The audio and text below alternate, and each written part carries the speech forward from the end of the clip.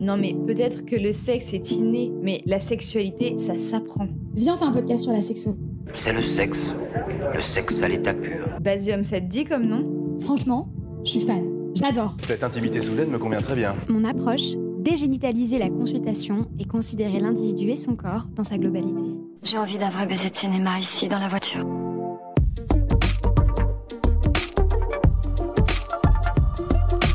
La sexualité, le sexe. On en fait toute une affaire et pour cause.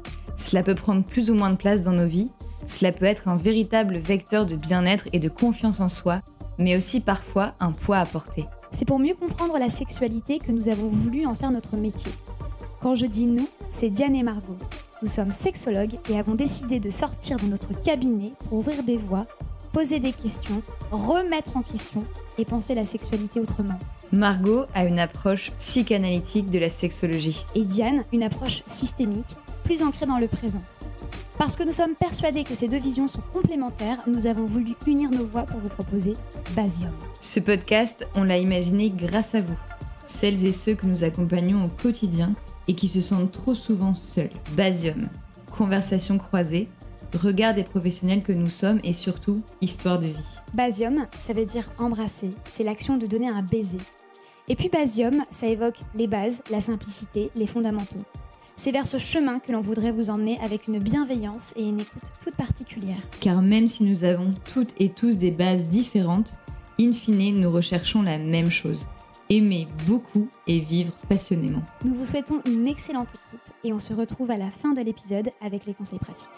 Vous ne vous intéressez pas au sexe ? En toute simplicité. Et je vous promets solennellement ce soir qu'il n'y aura pas le moindre sujet tabou. 120 000 personnes en France sont touchées par la sclérose en plaques, qu'on appellera parfois CEP aujourd'hui.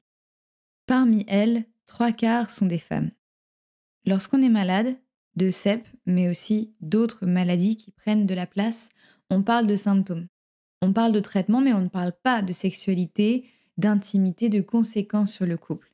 Ces éléments sont pourtant bien précieux pour se sentir soutenu et prendre l'air tout simplement durant ces épreuves. Selon les études, entre 35 et 85% des femmes, on est bien d'accord, c'est une bien trop grande échelle, des femmes atteintes par la CEP subissent au moins un trouble sexuel. Ces troubles sexuels se répartissent en 3 catégories.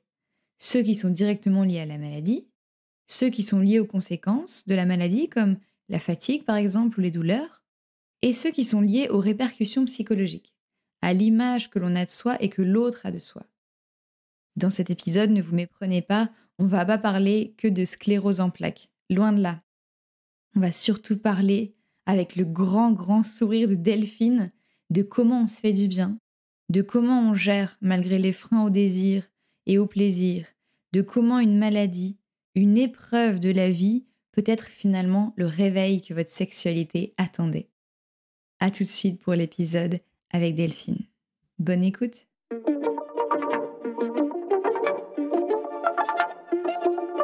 Bonjour Delphine. Bonjour Diane. Comment ça va ? Ça va super bien, merci beaucoup.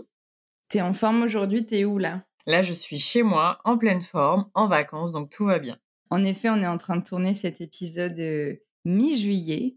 Il fait beau, il fait chaud et on est très contente de te recevoir aujourd'hui avec Margot. Mille merci d'être là sur Basium pour participer à la première salve des épisodes. Tu es là parce que tu connais Margot et que tu as envie de parler d'un sujet tout particulier aujourd'hui.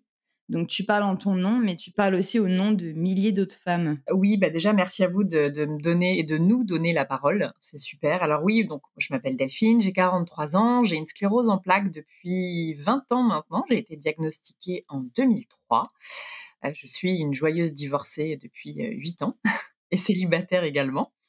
Et aujourd'hui, oui, c'est vrai que cela me tenait beaucoup à cœur de parler d'un sujet dont on parle peu, la vie intime, affective et sexuelle des personnes confrontées à la maladie chronique, mais aussi leur entourage.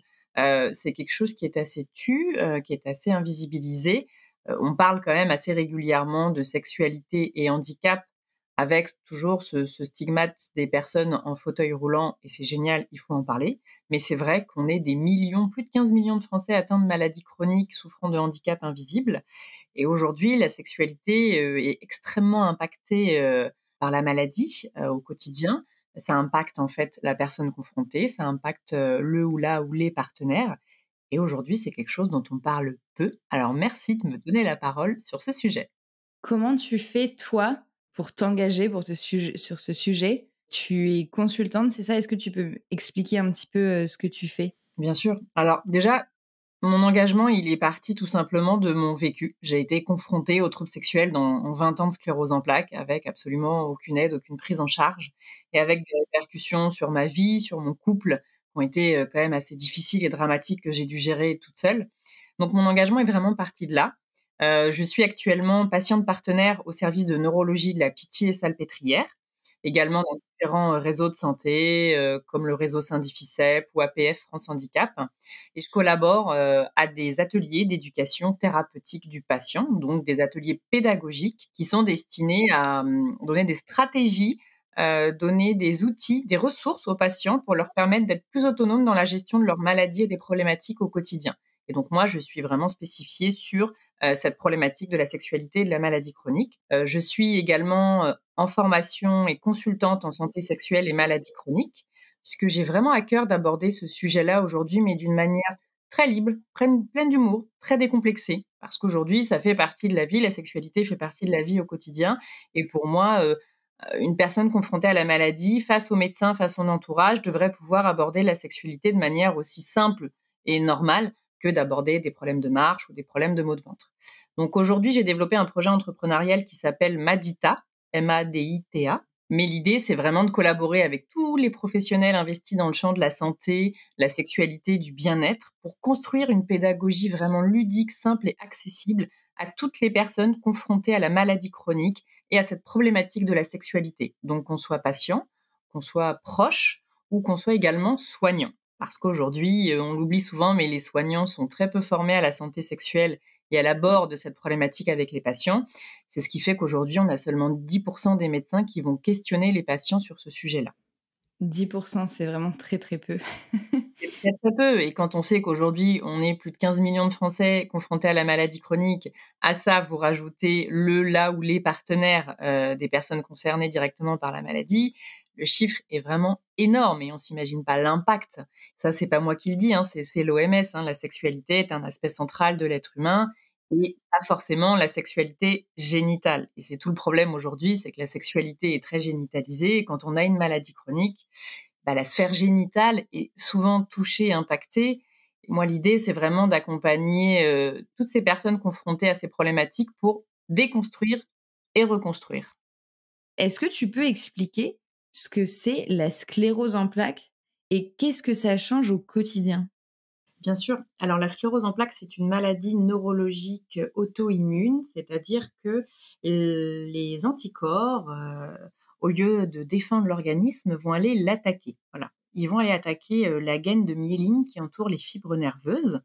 C'est pour ça qu'on parle de démyélinisation dans la sclérose en plaques, ce qui va conduire du coup un mauvais passage de l'influx nerveux ou plus de passage de l'influx nerveux. Pour vous donner une image, imaginez les fils électriques. Vous voyez les fils électriques verts, bleus, rouges, ils sont entourés d'une grosse gaine noire en général. Voilà. Et ben, ces fils électriques de couleur, ce sont les fibres nerveuses et la gaine noire, c'est la myéline. Et du coup, les anticorps vont aller grignoter un petit peu la myéline. On ne sait pas pourquoi, à un moment donné, les anticorps, au lieu de défendre l'organisme, vont aller l'attaquer. Voilà. C'est un peu le principe de la sclérose en plaques. Et donc, c'est une maladie qui évolue par poussée. C'est-à-dire que vous avez par moment la maladie qui se redéclenche avec différents symptômes neurologiques, comme par exemple des troubles sensitifs, donc modification de la sensibilité, perte de la sensibilité, également des troubles moteurs, donc des difficultés à marcher, des difficultés à prendre des objets, également des troubles qu'on appelle vésico-sphinctériens, en gros tout ce qui touche au sphincter urinaire et au sphincter anaux. Vous avez également les troubles sexuels, qui peuvent être d'origine neurologique. Vous avez également les troubles cognitifs. Beaucoup de choses peuvent être amenées par les différentes atteintes neurologiques. La sclérose en plaques touche le système nerveux central, donc le cerveau et la moelle épinière.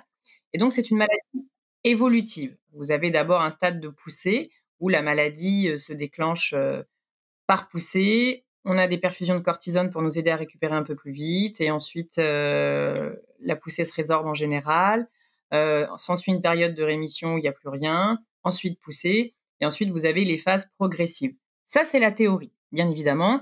Il y a autant de cas de sclérose en plaques qu'il y a de malades. C'est ce qu'il faut se dire aujourd'hui. Il y a une évolution qui est commune et qui est comparable les unes aux autres. Moi, par exemple, j'ai démarré par une forme très agressive pendant plusieurs années. Et aujourd'hui, je touche du bois, je suis stable depuis 13 ans. Il n'y a pas de règle, voilà. Il y a beaucoup de choses qui sont importantes, effectivement, comme l'activité physique adaptée, comme potentiellement peut-être mettre en place un traitement de fond à voir selon le type de sclérose en plaques, comme une hygiène adaptée, comme une alimentation adaptée, etc., etc. Il y a beaucoup de choses qui jouent en fait à côté. Quand on entend parler de sclérose en plaques, en général, c'est plus souvent au féminin, mais est-ce que c'est une maladie qui touche aussi les hommes? Oui, alors c'est vrai, merci de rebondir sur ça. Effectivement, c'est plutôt une maladie qui touche les femmes. On est à 3 femmes pour un homme. Et point très important, il faut savoir que plus de 2 tiers des patients, à peu près 80% des patients, que ce soit hommes ou femmes, sont ou seront confrontés à un trouble sexuel au cours de la maladie. Donc la prévalence des troubles sexuels dans la sclérose en plaques est énorme. J'entends de plus en plus, parler, du statut de patiente, experte ou de patiente consultante. Je pense notamment à Marie-Rose Gallès, qui est, patiente experte sur l'endométriose, qui a écrit un bouquin et tout ça. C'est quelque chose d'assez nouveau. Est-ce que c'est parce que, il existe rien de satisfaisant ailleurs, donc c'est les patientes et d'ailleurs en général plutôt les femmes, qui prennent les choses en main et qui prennent, aussi ce poids-là? Alors, c'est quelque chose qui est né, qui a émergé au Canada, avec le modèle de Montréal et les patients ressources, experts. Alors, il y a beaucoup de dénominations aujourd'hui, on est un petit peu perdu. Aujourd'hui, le patient expert est vraiment expert dans sa pathologie. Et l'idée, c'est pas quelqu'un qui va venir se substituer aux professionnels de santé, c'est pas ça, mais un patient expert ou un patient partenaire, partenaire dans son soin, mais partenaire avec les soignants également, va apporter tous ces savoirs expérientiels en lien avec la maladie, avec le vivre avec aujourd'hui, que ne peuvent pas avoir les soignants qui ne sont pas confrontés à la pathologie directement. Nous, malades, on a mis en place des stratégies, on a mis en place des stratégies d'adaptation, le vivre avec, des stratégies de communication pour vraiment mieux vivre la maladie au quotidien. Et tous ces savoirs qui sont développés aujourd'hui, ils sont reconnus comme étant producteurs de ce qu'on appelle le care, le soin en fait. Le soin pour soi, mais aussi le soin pour autrui. Et c'est d'ailleurs pour ça que la pair-aidance et les associations de patients se développent autant aujourd'hui, parce qu'effectivement, les patients, entre nous, on est ressources. Moi, j'ai appris des choses en 20 ans de maladie qui m'ont énormément aidé du point de vue des patients, en fait, des choses dont j'ignorais et dont on m'avait jamais parlé en 20 ans de soins. L'idée, c'est pas de se substituer au personnel médical, parce que nous ne sommes pas des médecins, les patients partenaires, mais l'idée, c'est de se dire qu'il peut y avoir une synergie des savoirs. À la fois le savoir vraiment médical, le savoir du soignant sur la pathologie, que nous, on n'a pas ce recul, effectivement, on n'a pas ce savoir. Et puis, d'un côté, les stratégies de soins, les stratégies d'adaptation qu'ont développé les malades, tout ce qui est en lien avec le vivre avec au quotidien de la maladie. Et l'idée, c'est de faire en sorte de cohabiter ces savoirs pour justement produire un soin, un care encore plus adapté et répondant aux besoins des patients. OK, c'est super intéressant et est-ce que c'est aussi thérapeutique pour toi? Ah bah complètement. Bien sûr, ça l'a été complètement. C'est-à-dire que moi, aujourd'hui, je peux redonner aux autres ce que j'ai pas eu. En 20 ans, moi, j'ai été diagnostiquée il y a 20 ans, donc il y avait pas tous les réseaux sociaux. Moi, je suis un petit peu un dinosaure là-dessus. La Wi-Fi n'existait pas, moi, je me suis inscrite à la fac au Minitel, hein, et donc on n'avait pas accès à cette information-là. Donc moi, je me suis souvent retrouvée extrêmement seule face à mes symptômes, face à ma maladie, avec personne avec qui échanger sur ce qui m'arrivait. La neurologue, je la voyais une fois par an, 20 minutes. Quand j'étais en poussée, je voyais un autre neurologue qui ne me connaissait pas. Mon médecin traitant, bon, bah, n'était pas spécifiquement formé à la sclérose en plaques. Donc c'est vrai que la solitude m'a énormément accompagnée durant ces 20 années. Et lorsque j'ai découvert les associations de patients et la pair-aidance en 2020, quand j'ai fait une dépression et un burn-out, ben, en fait, ils m'ont été d'une aide absolument incroyable et j'ai eu des réponses à des questions qu'à l'époque, les soignants ne venaient pas satisfaire ou combler. Donc effectivement, pour moi, ça a été une ressource incroyable et je me suis dit: «Mais en quoi moi, je pourrais rendre l'appareil, en fait?» Et sur ce sujet de la sexualité, j'ai été impactée tout au long de ma vie, de différentes manières. Et aujourd'hui, j'ai envie vraiment d'accompagner les autres patients et de leur dire: «Voilà, si moi j'ai pu mettre en place une sexualité non génitale, sans orgasme, avec parfois sans désir et sans sensation, génitale, c'est possible». La sexualité, ce n'est pas que la génitalité. Moi, j'ai réussi à déconstruire beaucoup de choses et j'aimerais accompagner les autres, dans ce cheminement, dans l'expression de leurs besoins malgré tout, parce que c'est pas parce qu'on n'a pas une sexualité génitale qu'on n'a pas de sexualité et ça, c'est vraiment, vraiment important. Et l'idée, voilà, c'est d'arriver à retransmettre quelque part, un petit message d'espoir et tout ce que moi j'ai pu mettre en place. Si je peux accompagner, aider, faire germer des petites graines, que ce soit dans, la tête des personnes confrontées à la maladie, que ce soit les proches ou que ce soit les soignants, et ben, je serais extrêmement ravie de le faire et je suis ravie de le faire d'ailleurs, puisque je le fais. Je trouve que c'est un super combat et en effet, ça doit faire beaucoup de bien aussi, quand on est soi-même concerné. Quand tu parles de dégénitaliser, la sexualité, j'ai l'impression d'entendre Margot parce que c'est vraiment une de ses phrases préférées. Ça a été en fait, quelque chose qui s'est imposé à moi puisque avec la sclérose en plaques et les atteintes neurologiques, on perd parfois la sensibilité à différents endroits du corps. Moi, la zone génitale a été très impactée de différentes manières. En plus, parfois, c'est extrêmement déstabilisant, quand vous avez la vulve vraiment qui n'a plus de sensation, de plaisir, plus rien. C'est-à-dire qu'on sent le doigt, mais on sent rien d'autre. Comme si on avait appuyé sur le bouton off du clitoris. Pareil, on se dit: «Mais finalement, à quoi il sert ce truc? Il ressent plus rien». Ou alors quand cette sensation, elle est juste localisée sur un endroit de la vulve. Moi, j'ai eu ça comme si un fil invisible traversait ma vulve et le côté gauche était complètement anesthésié et en revanche, le côté droit, lui, était encore sensible au toucher et potentiellement source de plaisir. Donc c'est une cartographie qui est extrêmement précise, incroyable et puis à ça, vous ajoutez parfois ce qu'on a aussi nous, dans les maladies neurologiques, mais ça peut être le cas pour d'autres personnes, les troubles urinaires, les troubles anorectaux, comme l'incontinence.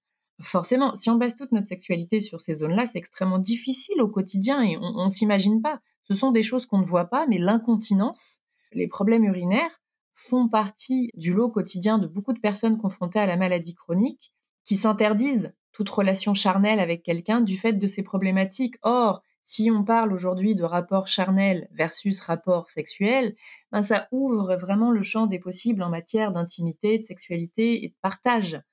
Donc moi, j'ai dû forcément explorer d'autres zones parce que j'avais plus de sensations, parce que j'avais plus d'orgasme génital, parce que j'ai appris à en avoir d'autres, avec le dos, avec les seins. J'ai appris à explorer, une sexualité, anale, j'ai pas peur de le dire, quand parfois devant, c'était, en RTT total.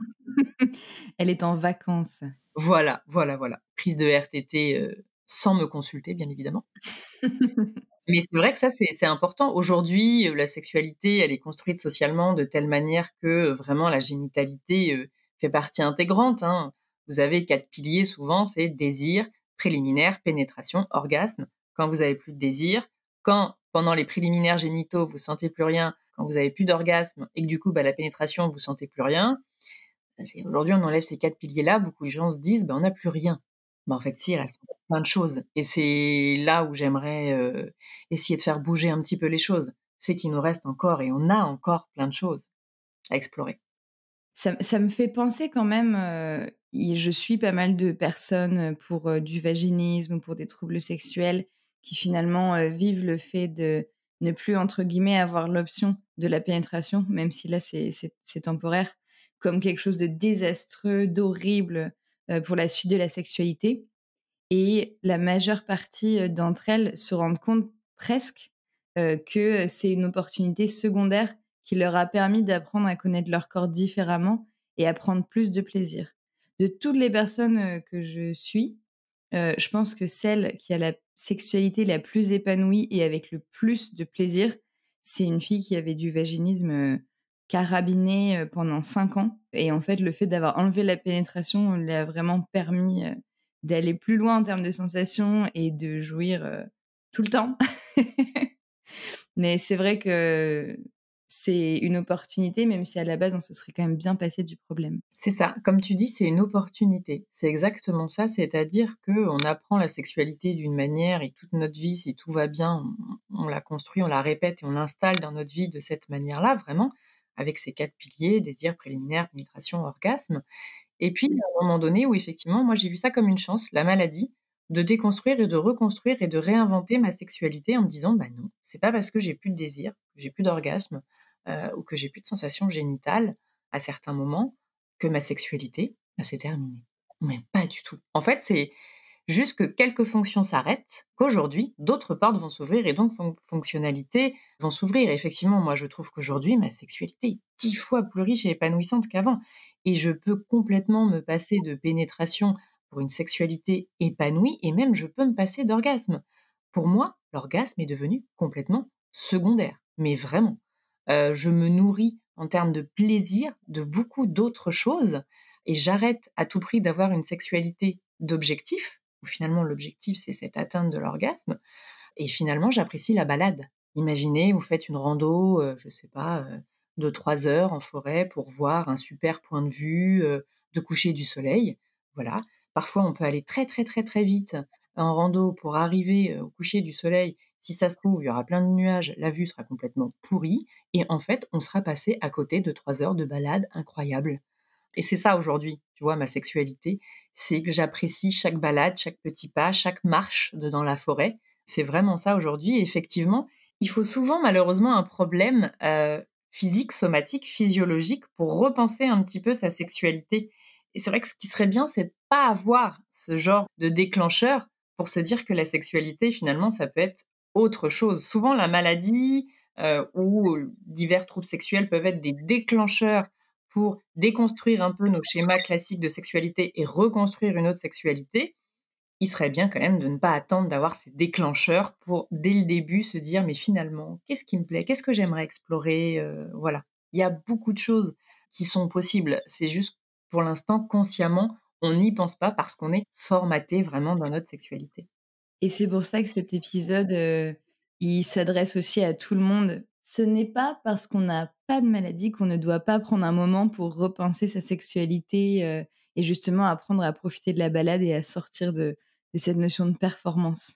Je pense que pour les personnes qui sont malades ou pour les personnes autour des personnes qui sont malades, pouvoir lier des mots comme opportunité, comme, chance, je trouve que c'est extrêmement rafraîchissant, extrêmement rassurant. On a tendance, quand on parle du champ lexical de la maladie à imaginer quelque chose de très négatif, de noir, de désespoir et je pense que les conséquences secondaires, mentales et psychologiques sont difficiles parce qu'en fait, on a l'impression que c'est tout noir, tout blanc et là, tu es en train d'apporter une autre vision. Bah, c'est ça, on pense souvent que c'est tout noir, tout blanc, c'est tout à fait ça et en fait, pas du tout.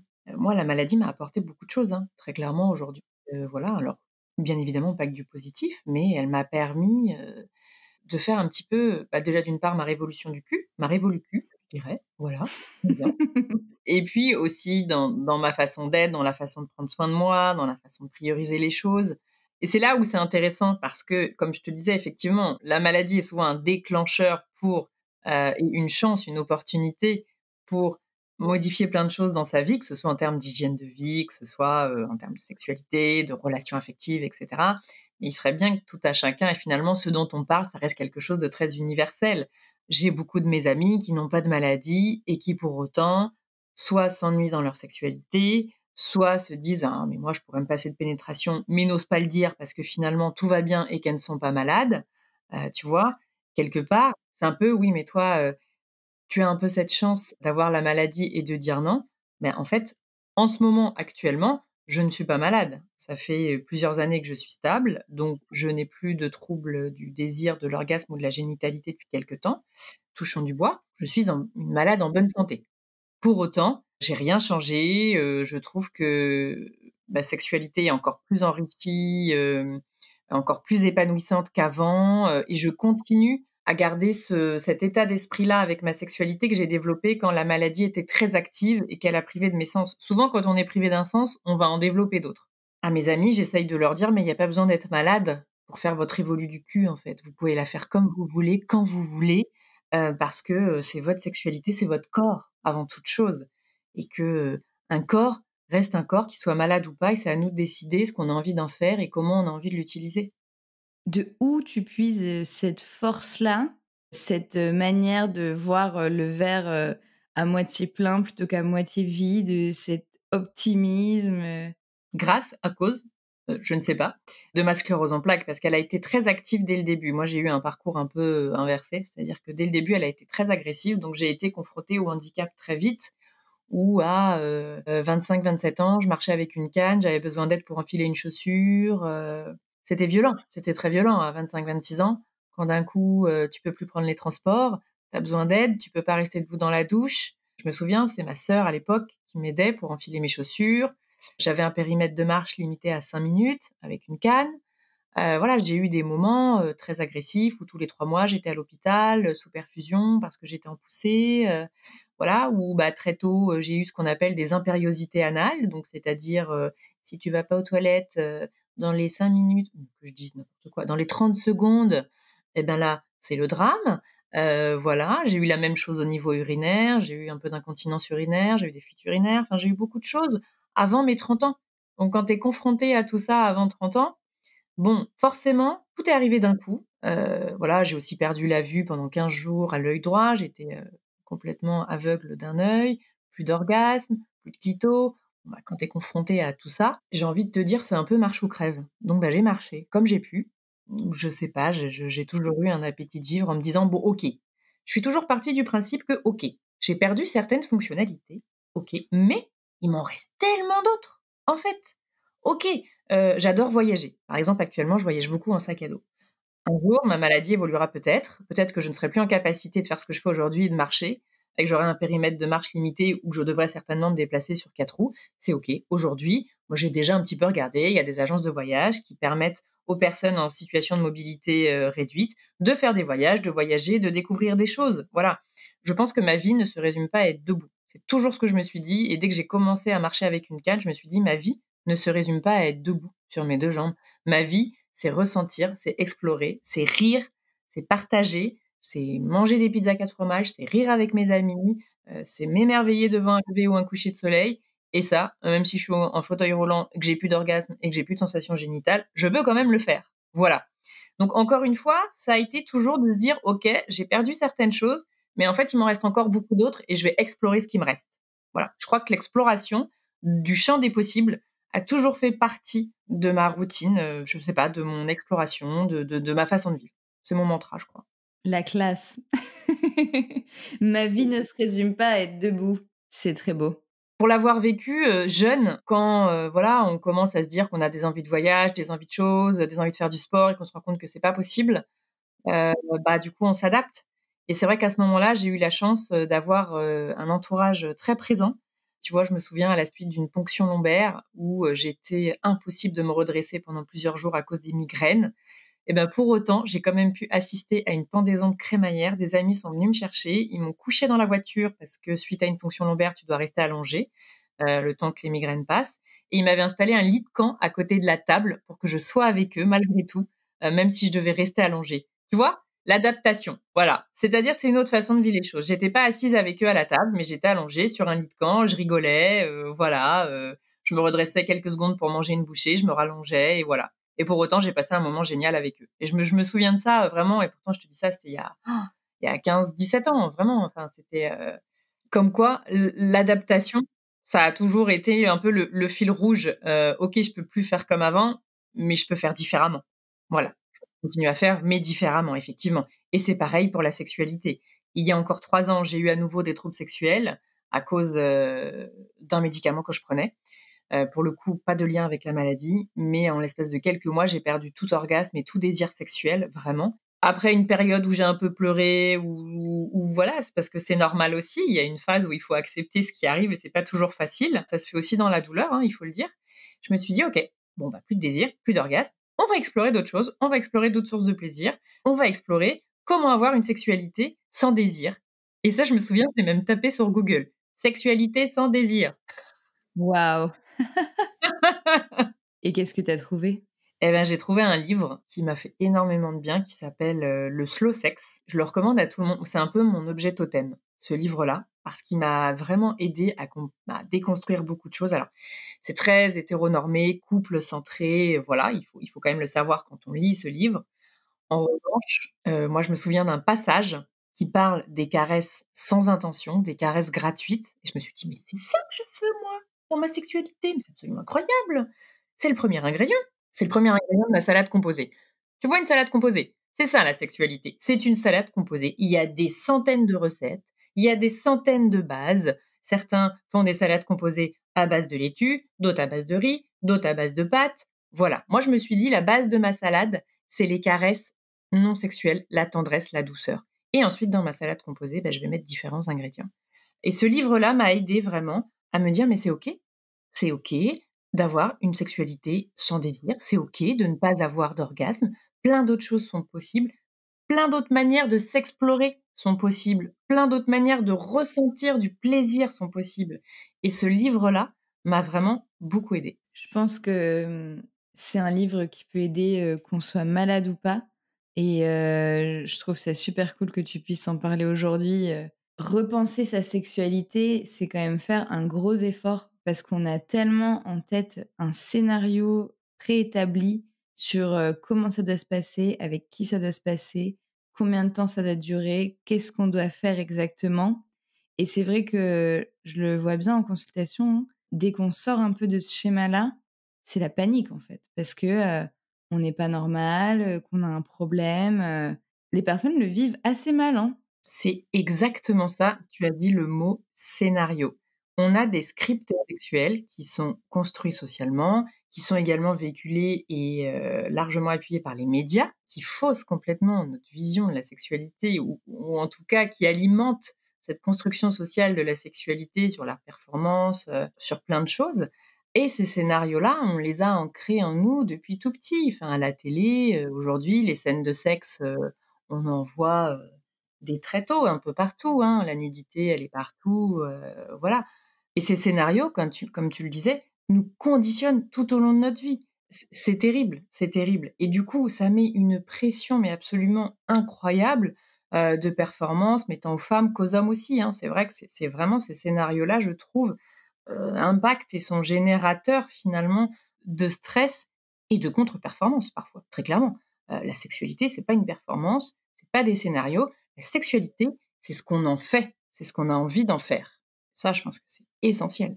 Mais malheureusement, on est tellement conditionné avec les scénarios, les scripts sexuels classiques qu'on voit dans les médias, qu'on nous apprend, alors qu'il y a plein de choses qui sont vraies. Par exemple, le fait d'avoir un orgasme en même temps, ça, faut arrêter. Les gars, les filles, c'est une légende urbaine, très clairement. Enfin, voilà. Je pense souvent quand on parle de scénario, je sais pas pourquoi j'ai cette scène de film en tête. Alors c'est pas un film particulier, mais j'ai l'impression que c'est une scène qui revient tout le temps de on s'embrasse, dans l'ascenseur avec fougue, on monte dans l'appartement ou dans la chambre d'hôtel, on se plaque contre un mur, culotte relevée, 3 coups de rein, plaisir intense, orgasme commun. Mais en fait dans la vie ça n'existe pas. Mais bien sûr. Et parce que déjà, tu fais ça, tu peux faire mal. Le vagin a besoin de lubrifier, et cetera, pour être prêt, tout ça. Donc ça, c'est quand même quelque chose d'essentiel. Et puis, c'est surtout qu'on véhicule le fait que le désir chez l'homme et la femme s'alimente et fonctionne de la même manière. C'est pas le cas du tout. Et ça, c'est un gros problème aussi de notre société, c'est que le désir féminin n'est pas alimenté, ne fonctionne pas de la même manière que le désir masculin. Ce ne sont pas les mêmes désirs, ils ne réagissent pas de la même manière aux stimuli, aux excitations. Et les médias véhiculent l'image complètement inverse, mais pas du tout en fait. Déjà, si on apprenait aux gens à comprendre le désir de l'autre, déjà, ce serait génial. Et malheureusement, les médias véhiculent cette espèce de désir instantané qui est là, qui est tout le temps là, même au bout de 10 ans de couple. Enfin, faut arrêter, hein. Quand t'es en couple et qu'en plus t'as des enfants et que t'as ton train-train, la sexualité du soir, bonsoir, hein, une fois que t'as ta journée dans les pattes, no way, hein, voilà, hein. Moi, j'étais en couple, très clairement, j'avais pas d'enfant encore, tu vois. J'ai été mariée, je rentrais du boulot avec les transports, faire à manger. Mais le soir, j'étais crevée, moi. J'avais juste envie d'aller me coucher, prendre mon bouquin, peinarde ou éventuellement des petits câlins, mais voilà.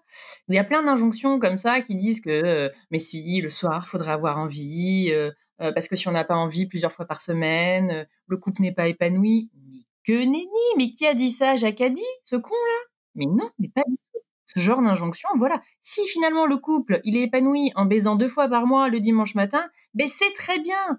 On s'en fout. La norme, c'est pas de baiser 2 fois et demi par semaine et de se dire que le couple, il est épanoui parce qu'il a baisé 2 fois par semaine. Pas du tout, c'est pas vrai, en fait. Parce qu'en fait, il peut y avoir plein d'autres moments qui vont nourrir l'intimité du couple et c'est ça le plus important. C'est qu'on pense souvent à nourrir la sexualité, alors qu'il faut avant tout nourrir l'intimité, les moments de qualité, les moments de partage. C'est ce qui après va nourrir la sexualité. Quand on est en couple, quand on a des enfants, même quand on est célibataire, hein, ceci dit, hein. Enfin voilà, moi des fois après ma journée de travail, je rentre le soir, je me couche, le premier truc que je me dis: «Putain, heureusement que j'ai pas de mec, je suis crevée». Par contre, le matin, quand je me réveille, je me dis: «Tiens, si j'avais un petit loulou là dans le lit, ah bah là, ce serait sympa». Voilà, parce que j'ai bien dormi, je suis en pleine forme et voilà. Donc il y a plein de choses comme ça, qui sont vraiment à déconstruire. On se rend pas compte à quel point ces schémas, ces scripts de sexualité nous enferment et sont justement générateurs, de stress, de troubles sexuels et de problèmes sexuels, hein, que ce soit, en couple ou que ce soit avec soi-même, hein, le nombre de copines célibataires qui me disent: «Oh là là, mais j'ai pas baisé depuis 6 mois, c'est bizarre». Mais d'où c'est bizarre? Moi, des fois, je baise pas pendant 1 an, hein. Tout va bien, hein. Je suis OK, hein. Il y a aussi l'érotisme qu'on a avec soi qui est important parce qu'on pense souvent que l'érotisme, que le sexe, de manière normale, ça se vit à 2. Non, pas du tout, en fait. Ça se vit avec soi-même de manière tout à fait normale également et il y a pas de normes. Il faudrait enlever le mot «normal» dans la sexualité. Ah oui, on est bien d'accord, je te rejoins vraiment là-dessus. En tout cas, on sent que c'est un sujet, qui t'anime beaucoup. Je pense que tu as pris, 3 tons, plus haut et que je te vois, bouger dans tous les sens, la caméra. Je te sens agacée sur le sujet, mais c'est aussi pour ça qu'on fait le podcast. En tout cas, si celles et ceux qui nous écoutaient, voulaient justement aller plus loin, comprendre votre désir, n'hésitez pas à consulter un ou une sexologue. Il y a aussi le livre d'Emily Nagoski qui s'appelle «Je jouis comme je suis», comme as you are en anglais et qui est très bien, pour parler de ce sujet, pour aborder ce sujet avec soi-même. Et toi, Delphine, ce serait quoi les ingrédients que tu aurais à donner, pour, se libérer justement de ce scénario-là, de ces normes-là? Alors moi, j'ai fait un truc qui va vous sembler tout bête, mais je me suis fait un tableau. Un tableau Excel ou un tableau sur le frigo? J'ai pris une feuille A4, un stylo. Je me suis fait 2 colonnes. À gauche, ma sexualité aujourd'hui, ce que j'aimais pas et à droite, ce qui manque, ce que j'aimerais. Finalement, je me suis rendu compte que dans la colonne de droite, il y avait rien d'extraordinaire, en fait. Très simple, comme moins de pénétration, plus de câlins, plus de rire, plus de jeux, plus de douceur, plus de câlins, et en fait, je suis vraiment partie de là. Ensuite, j'ai lu donc le livre dont je vous ai parlé tout à l'heure, Le Slow Sex, et un deuxième livre que je recommande aussi qui s'appelle Au-delà de la pénétration de Martin Page, et il est très, très chouette. Puis un autre livre aussi que j'ai beaucoup aimé, alors plus engagé, il s'appelle La charge sexuelle, l'autre charge mentale des femmes. Alors là, pas dans un contexte de maladie, mais je trouve qu'il est aussi intéressant sur pas mal de choses. Et en fait, aujourd'hui, moi, ma sexualité, c'est quoi? Ça commence vraiment par un partage de moments. C'est-à-dire que ça démarre de là. Si j'ai pas des moments de qualité avec quelqu'un, du rire, du partage, alors pas forcément pour une relation, à long terme.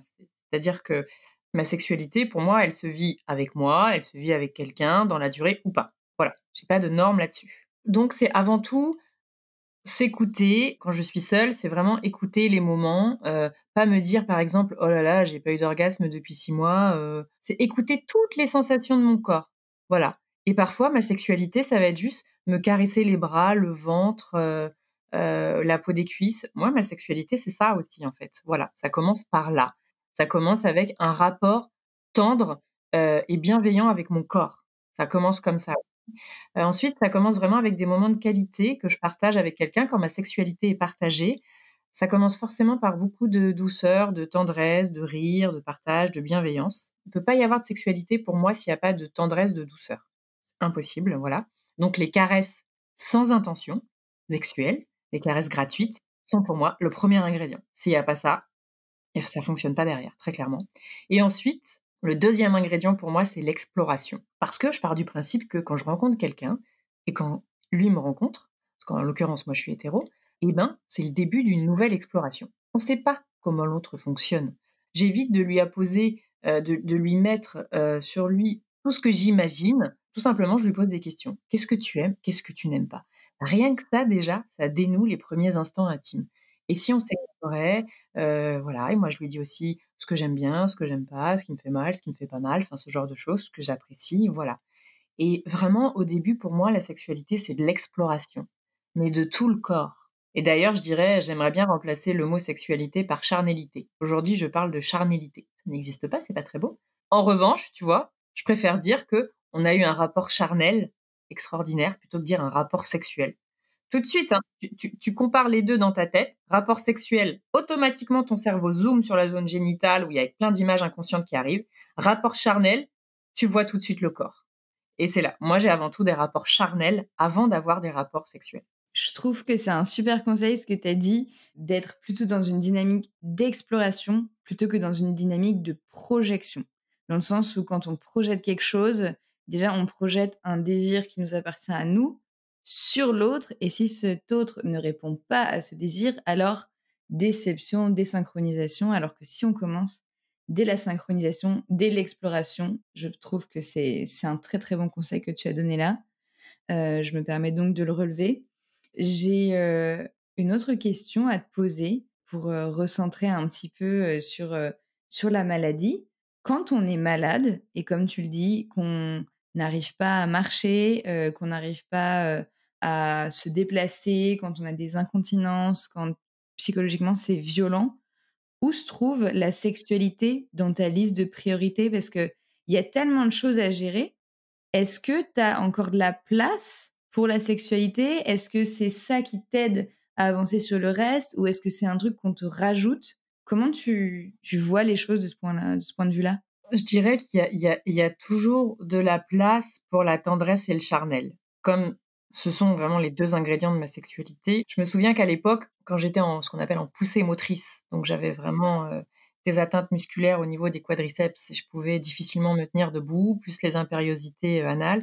Ce qui me faisait beaucoup de bien, c'est de prendre soin de mon corps.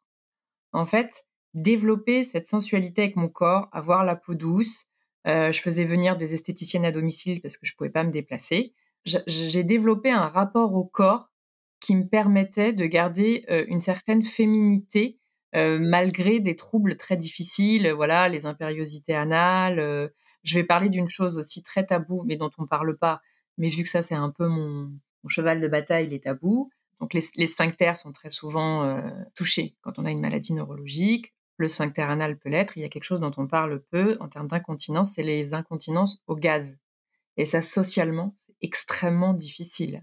On n'en parle pas.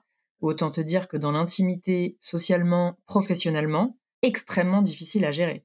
Qu'est-ce qui m'a aidé à gérer ces choses qui impactent ma féminité, qui impactent mon image, qui impactent mes relations sociales? C'est avant tout le rapport que j'avais avec moi-même et me faire du bien. Ça a été le première chose, je pense, que j'ai mis en place. C'est comment je me fais du bien, comment je fais du doudou à mon corps. Voilà. Mon corps, c'est mon doudou dont je prends soin, que je câline. Ça a été la première chose et quelque part, ça m'a toujours permis de garder une certaine sensorialité. Voilà, tu vois, avant de parler de sexualité, j'ai toujours conservé une certaine sensorialité. Alors après, ça peut ne pas être forcément au niveau du corps, cette sensorialité, ce plaisir. Ça peut être au niveau de la nourriture. Moi, je suis quand même une gourmande aussi, j'adore bien, bien manger. Et j'ai trouvé aussi beaucoup de plaisir dans la nourriture, dans les moments de qualité. Et finalement, tu vois, tout ça, ça fait partie pour moi de la sexualité. C'est-à-dire que le plaisir, je vais aller le nourrir différemment. Que ce soit au niveau gustatif, que ce soit au niveau sensoriel, avec le fait de prendre soin de mon corps, que ce soit au niveau social, en passant des moments avec des amis qui, eux, venaient chez moi, parce que moi, je pouvais pas me déplacer à l'époque, que ce soit aller dans un cinéma pas trop loin de chez moi ou me faire des séances de cinéma chez moi. Tout ça va développer du plaisir à différents niveaux et va agrémenter ma sensorialité à différents niveaux et donc, pour moi, ma sexualité. C'est un peu tiré par les cheveux, mais en fait, le plaisir, pour moi, on va le chercher un petit peu partout. Qui dit plaisir dit détente. Qui dit plaisir dit satisfaction, que ce soit spirituel, que ce soit émotionnel, mais que ce soit aussi un plaisir que l'on on peut ressentir dans son corps. Et donc, à partir du moment où on ressent un plaisir, quel qu'il soit dans son corps, c'est déjà une porte vers la sensorialité, le côté charnel et la sexualité. Oui, la charnalité, vraiment, ça ne passe pas. Ça va pas du tout, ce mot. Mais de toute façon, de ce que tu dis, c'est ça la libido. Je sais que tout le monde n'est pas d'accord sur ce point de vue-là. En tout cas, moi, c'est ma perception. La libido, c'est pas que le désir sexuel. Alors oui, il y a le sexe, mais la libido, c'est prendre soin de soi, passer des moments de qualité, avoir cette énergie, d'avoir, du bon qui fait du bien, en fait. En effet, tu dis: «C'est un peu tiré par les cheveux». Moi, je trouve que c'est hyper, pertinent, de voir les choses comme ça. En tout cas, je trouve ça extrêmement, salvateur, de percevoir au moment où encore plus quand on est malade, de percevoir son corps comme un doudou dont on prend soin, plutôt que de lui en vouloir pour ce qu'il nous fait subir. Il y a eu, je vais pas te mentir, il y a eu cette phase au début, forcément. Et puis il y a aussi ce corps qu'on reconnaît pas parfois, parce qu'il est maltraité par la maladie. Voilà, moi j'ai parfois beaucoup grossi, je me reconnaissais pas. J'ai parfois beaucoup maigri, je me reconnaissais pas. Et finalement, pour gérer en fait toutes ces modifications corporelles, ce qui m'a aidée, c'est de prendre soin de moi. Prendre soin de ma peau, avoir une peau douce, avoir un visage que j'apprécie, quitte à aller me faire une petite coloration, me mettre des bijoux. Voilà, je te donne un autre exemple. J'ai perdu beaucoup de cheveux il y a 2 ans à cause de la mise en place d'un traitement. Ça a été très, très dur à vivre. C'est poser la question, d'arrêter ou pas le traitement. Au final, je supportais quand même bien le traitement, mis à part cet effet secondaire-là, voilà. Mais je me trouvais moche, je me trouvais, et puis voilà, perdre ses cheveux par poignée, c'est extrêmement perturbant, voilà. C'était mon symbole de féminité, mes cheveux. Enfin, vraiment. C'était limite mon outil de drague, mes cheveux. J'étais en train de le perdre, merde! Et beh, du coup, qu'est-ce que j'ai fait? Je me suis réadaptée. Donc j'ai commencé à me maquiller, ce que je faisais peu. Alors pas beaucoup de maquillage, hein, un peu de mascara, un peu de rouge à lèvres, un peu de blush et basta. Et j'ai investi, je me suis repercé les oreilles. Ça faisait 20 ans que je portais plus de boucles d'oreilles. Je me suis repercé les oreilles pour déplacer, en fait, mon regard, ma féminité sur autre chose. C'est de l'adaptation en permanence, vraiment. Et dealer avec un corps que parfois on reconnaît pas et voir comment on peut arriver quand même à l'apprécier, comment on peut arriver à renouer une relation avec lui et à se reconnecter, à lui dire: «OK, là franchement tu m'as saoulée, je te déteste, mais bon quand même tu es mon poteau, on va faire en sorte d'arriver à cohabiter ensemble». De toute façon, tu es là jusqu'au bout, tu seras là jusqu'au bout. Donc on va faire en sorte d'avoir une cohabitation, saine ensemble. C'est ça. Beh, écoute, en tout cas, le récit que tu viens de nous livrer est extraordinaire, je trouve, et je trouve qu'il est très inspirant, pour toutes les personnes qui vont l'écouter et pour moi aussi. Je suis, bluffée par tout ce que tu nous as dit aujourd'hui. Je suis déçue que le podcast ait un temps limité parce que j'aurais bien aimé parler avec toi encore au moins une bonne heure, même plus. Mais bon, voilà, c'est quand même la fin. Tu le sais, le podcast il s'appelle Basium. Basium, ça veut dire embrasser en latin, mais avec Margot, on a choisi aussi ce nom parce qu'à l'oreille, ça évoque les bases, la simplicité, les fondamentaux. Et donc, la question que je vais te poser, qui est la question signature de Basium, même si on en a pas mal parlé déjà aujourd'hui, c'est quoi pour toi la base de ta sexualité? Alors la base de ma sexualité aujourd'hui, pour résumer, ce serait beaucoup d'écoute, en premier de soi-même. Voilà, déjà, je pense que tout part de là. Ensuite, beaucoup de douceur, de tendresse, non sexuelle. Pour moi, c'est essentiel. Des moments de qualité, vraiment. Pour moi, ça c'est les 2 vont ensemble. L'exploration, le jeu, le rire, très, très important aussi pour moi et surtout, pas d'objectif. Je crois que pour moi, ça c'est une sexualité sans objectif. Voilà, c'est avant tout ça. Après, je ne crache pas, de temps en temps sur une pénétration, un orgasme, hein. Bien évidemment, quand l'orgasme arrive, oh bah, écoute, hein, on va pas quand même pas cramer la soupe, hein, on est content, hein. Puis quand il y en a un petit deuxième et un troisième, wouh! Voilà. Mais c'est pas du tout c'est un comment dire? C'est une option. Tu vois, aujourd'hui dans ma sexualité, l'orgasme. C'est quelque chose de facultatif qu'éventuellement je peux aller chercher. Mais la base de la base, c'est vraiment la douceur, la tendresse, les moments de qualité et l'exploration. Je pense que ce sont vraiment les 3-4 ingrédients essentiels à ma sexualité aujourd'hui. Et ça, ce sont des bases solides sur lesquelles on peut construire, une chouette sexualité. Tout à fait. Merci beaucoup, pour ta venue Delphine, c'était un échange extraordinaire. Où est-ce que les personnes qui nous écoutent peuvent te contacter? Alors, pour l'instant, le projet Madita n'est pas encore lancé sur les réseaux, mais si les gens souhaitent me contacter, donc d'une part, je suis sur LinkedIn, tout simplement Delphine Muto, M comme maman, U-T-O-T. Et sinon, sur mon Instagram personnel qui est public, il n'y a aucun problème, qui s'appelle C'est parti les voyages. Alors, c'est parti, ça s'écrit SEPARTI _ les voyages. Extra. On mettra tout ça dans la description évidemment. N'hésitez pas à contacter Delphine si vous avez besoin, de good vibes et de bases solides, pour la sexualité. Merci encore Delphine, vraiment. Merci beaucoup, à très bientôt.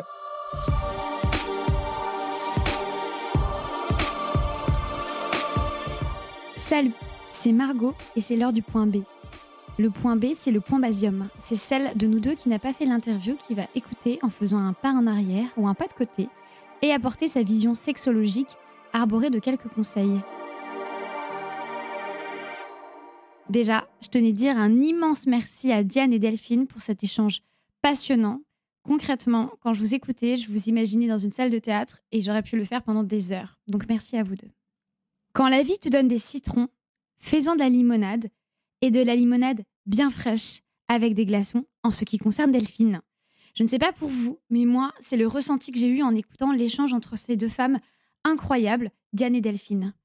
Dégénitaliser la sexualité et voir son corps comme un terrain d'exploration, je crois que c'est ça l'un des messages forts de cet épisode et finalement ça devrait être ça aussi l'un des messages forts autour de la sexualité. En effet, vous l'avez entendu comme moi, la maladie a permis à Delphine de réinventer sa sexualité. Sexualité 10 fois plus riche, mais finalement, comme elle le dit, il serait bien de ne pas attendre ses déclencheurs pour penser sa sexualité. Au-delà de vouloir la nourrir, nous devrions clairement chercher à nourrir l'intimité, à déconstruire la notion de norme, et finalement, pourquoi pas la retirer, puisque cette norme, elle est plus en comprendre qu'autre chose. Alors finalement, il y a très peu de choses à rajouter par rapport à tout ce qui a été dit, mais si je devais résumer, je pense que déjà, la première chose à faire, ce serait s'interroger sur ses propres désirs en répondant à plusieurs questions. Si j'étais libre de ces injonctions, qu'est-ce que j'adorerais faire ? Première question. Deuxième question, est-ce que ma sexualité suit un schéma érotique préétabli ? C'est ce qu'on appelle le fameux script érotique. Troisième question, est-ce que je fais les gestes par envie ou par habitude ? Quatrième question qui a tendance très souvent à perturber les personnes que j'ai en consultation. De quoi ai-je véritablement envie ? Je dis de façon un peu stéréotypée et un peu cliché, c'est qu'en fait, aujourd'hui, on a un peu l'entrée plat dessert de la sexualité avec la masturbation, la fellation, le sexe oral dans les couples hétéros et la pénétration. Mais qui a dit que ça devait se passer comme ça ? D'ailleurs, je ne sais pas si vous avez lu le livre d'Alexandre Lacroix qui s'appelle « Apprendre à faire l'amour » ou « Réapprendre à faire l'amour ». C'est un livre qui est sorti en 2022, écrit par un philosophe qui parle de sexologie, donc approche extrêmement intéressante et qui finalement vient casser ce script érotique. D'ailleurs, Alexandre Lacroix parle à juste titre de Freud porn, en disant finalement c'est Freud, dans sa construction de la sexualité, qui a orienté le rapport sexuel autour de l'orgasme masculin. Parce que quand on réfléchit dans le script hétéro, il y a la masturbation, donc qui est là pour exciter, la fellation qui est là pour prolonger l'excitation, et enfin la pénétration, et le rapport sexuel se termine généralement par l'orgasme masculin. Mais qui a dit qu'on devrait s'arrêter là ? Je vous pose la question. 5e question à se poser. Si je suis en couple, de quoi a envie mon ou ma partenaire ? 6e question, et ça fait totalement écho au tableau de Delphine, qu'elle mentionne dans l'épisode. Qu'est-ce que je n'aime pas dans ma sexualité ? Versus, qu'est-ce qui me manque ? Qu'est-ce que j'aimerais ? 7e question. Quel rapport ai-je avec mon corps ? Comment je le considère ? Est-ce que je le vois là comme étant quelque chose de lourd ? Est-ce que ce corps il a été marqué par des épisodes de la vie, par des privations de nourriture, par des troubles alimentaires, par la maladie, par ce genre d'événements de vie qui vient nous bousculer et qui nous écrase ? Ça peut créer une relation complexe avec son corps. Et c'est OK en fait, il faut juste le savoir. Comment je considère mon corps ? Comment je considère cette enveloppe charnelle ? Et enfin, 8e question, qui fait totalement, encore une fois, écho à l'épisode. Est-ce que je suis plus dans une dynamique d'exploration de ma sexualité ou de projection ? Est-ce que je m'amuse, je cherche, ou finalement je ne fais projeter que sur l'autre, avec un grand A, et sur moi, une vision, genrée ou non, d'une sexualité qui serait soi-disant idéale ? Alors oui, ce sont des questions qui sont pas faciles. D'ailleurs, si vous êtes abonné à la newsletter, vous les retrouverez dedans, parce qu'encore une fois, je ne sais pas si vous aviez pris le temps de prendre un stylo et de les noter. Et pourtant, c'est des questions qui sont nécessaires. Est-ce qu'on fait les choses par habitude ou est-ce qu'on les fait par profonde envie ? Voilà, je vous laisse méditer là-dessus. Donc écoutez, c'est tout pour le point B du jour. N'hésitez pas à nous donner votre avis dans les commentaires ou dans les MP sur Instagram au compte basium.podcast. Et surtout, prenez soin de vous. À très vite. Notre épisode touche à sa fin. Et que dire si ce n'est merci. Merci, merci, merci de nous avoir écoutés. Ensemble, nous en sommes sûrs, on va continuer de faire bouger les lignes vers une sexualité libre et apaisée. Tout ce contenu est gratuit et pourra le rester grâce à vous. Donc pour nous soutenir, pensez à noter cet épisode sur la plateforme d'écoute que vous utilisez et à laisser des commentaires et surtout à le partager. On vous dit à très bientôt pour de nouvelles conversations croisées.